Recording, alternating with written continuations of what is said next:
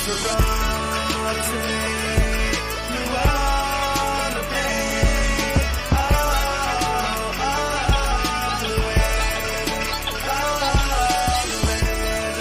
Welcome in, everybody, to another edition of SleeperWire Shorts. For this episode, I will be your host, Steven Spaccaratelli, and you guys can follow me on Twitter and Instagram at SPAC21. That's SSPAC21.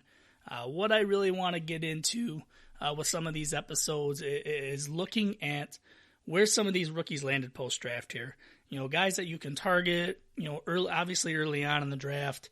But I also want to look at players, too, that you can look at, you know, as far as late second round to, you know, early fourth round area, just to kind of give you some more targets depending on how your draft really unfolds. But the first guy I want to talk to is one that's going to go a little bit earlier, and that's going to be Jalen Reagor. He's a guy that moved up my board a little bit when he was selected by the Philadelphia Eagles, number 21 overall in the first round. I'm not going to lie, everybody. The way the draft was unfolding, I fully had Justin Jefferson pegged to go there.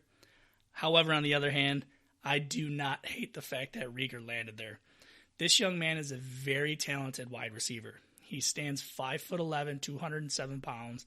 He ran a 4.47 40 with a 42-inch vertical, and I really can't stress how well this guy high points the ball.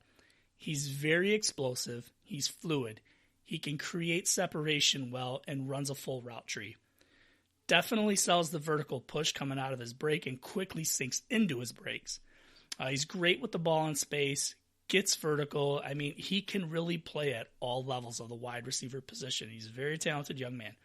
And I think he's going to quickly become a great option for Carson Wentz. His college stats really are not the sexiest, but the quarterback play at TCU was definitely not the strongest. He had some minor drop issues, but, you know, I go back and I look at the film and I look at the way this guy played, and I really can't put it all on him. His junior year, he had 43 catches for 611 yards with 5 touchdowns, but if you go back and look at his sophomore year, he had 72 catches for over 1,000 yards and 9 touchdowns. Now, if you look at the wide receiver room in Philadelphia, I think, you know, in my book, it's kind of wide open. Alshon Jeffrey is often injured, and it's kind of hard to say. I've heard different ends of the spectrum with what his future looks like in Philadelphia, but again, he's often injured. You know, Djax is there, often injured. Marquise Goodwin, who they acquired via trade in the NFL draft, often injured. J.J. Arcega-Whiteside, a guy who I was actually high on coming out last year because of the wide receiver situation in Philadelphia, had a disappointing rookie year. I'm not really going to give up on him yet. I want to see how this year goes. And then there's Greg Ward, which, you know, and I don't see a problem of Jalen Reagor being able to beat him out. So I really don't see a world where he's not on the field in week 1. Even if he starts in the slot, doesn't matter. I think he's going to be on the field week 1. The opportunity and upside for him is definitely there. There's no doubt in my mind that it's there. And obviously you still have Zach Ertz and Dallas Goedert in the mix as well. But, you know, those are just the consistent options, and those are somebody that's there. And outside of those two guys, it's been hard for Philadelphia, Carson Wentz, to have that consistency at the wide receiver position. And I think you're going to find that with Jalen Reagor.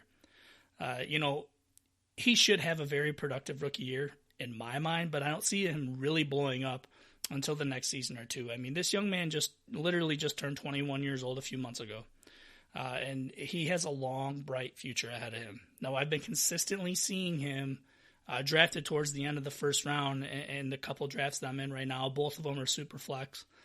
So he's been going a little bit later, but, you know, he's a guy that I can see in, you know, 1 QB leagues going, you know, 1-7, 1-8, 1-9. Really wouldn't surprise me, but, you know, if he falls a little bit or whatever, in this deep class, don't feel like you're missing out on players, because there are players that are available and they're going like through early to mid-second round to where you can get some solid talent for your dynasty teams. And Reagor is definitely a guy that I am more than happy to snag with where he landed. So keep all that in mind when you're looking at your draft boards and you're seeing where you're drafting at. And if Reagor is an option that's there, you know, they're definitely going to have to weigh some options. I'm not going to lie. But I just think immediately the opportunity and upside for this guy is a good situation. So that's really all I have on him for now. Again, short episode, get sweet to the point. Make sure you go on iTunes, Apple Podcasts, whatever you want to call it, Spotify, wherever you enjoy your podcasting. Follow SleeperWire. Make sure you're subscribed to them. It's free, so you don't miss out on all the latest content that's coming out from the group in general. Make sure you go on Twitter and you follow SleeperWire at SleeperWire Show. And again, myself on Twitter or Instagram, you can find me at SSPAC21. That's SSPAC21. So until the next time you guys hear my voice, I got some more rookies to look at. Y'all be easy.